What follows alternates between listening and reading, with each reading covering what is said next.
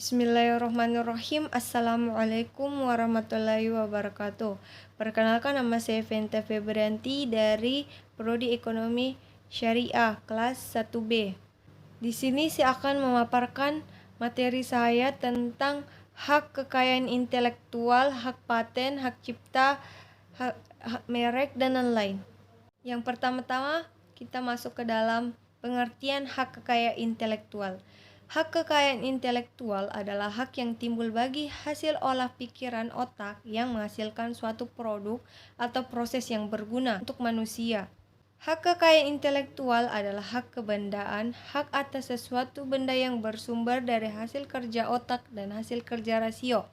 Hasil kerja otak itu kemudian dirumuskan sebagai intelektualitas. Orang yang optimal memerankan kerja otaknya disebut sebagai orang terpelajar, mampu menggunakan rasio, mampu berpikir secara rasional dengan menggunakan logika. Karena itu, hasil pemikirannya disebut rasional dan logis.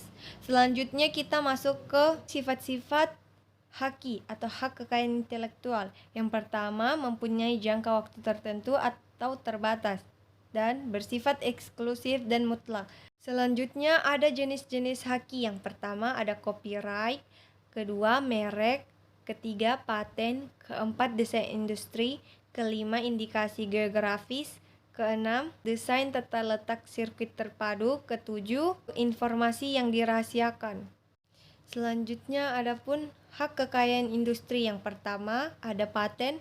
Paten menerangkan bahwa paten adalah hak eksklusif yang diberikan oleh negara kepada investor atau invensinya di bidang teknologi untuk jangka waktu tertentu agar dapat menggunakan invensinya atau memberikan persetujuan kepada pihak lain untuk menggunakan invensinya.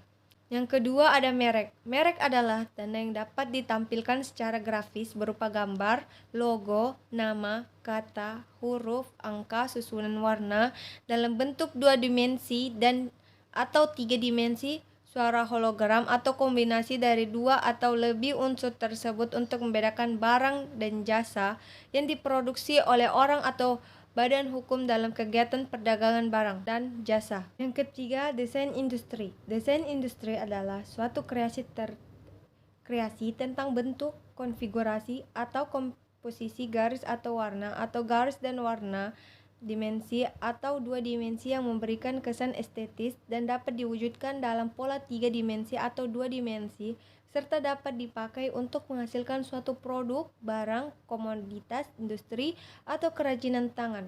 Yang keempat ada indikasi geografis. Indikasi geografis adalah suatu tanda yang menunjukkan daerah asal suatu barang dan jasa,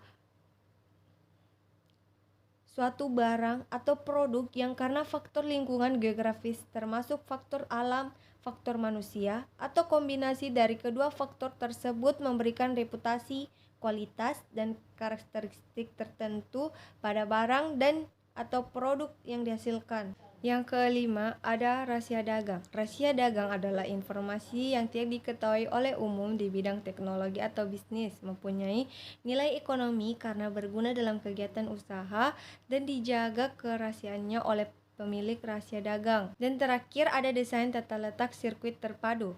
Sirkuit terpadu adalah suatu produk dalam bentuk setengah jadi yang di dalamnya terdapat berbagai elemen dan sekurang-kurangnya satu dari elemen tersebut adalah elemen aktif yang sebagian atau seluruhnya saling berkaitan serta dibentuk secara terpadu di dalam sebuah bahan semikonduktor yang dimaksudkan untuk menghasilkan fungsi elektronik.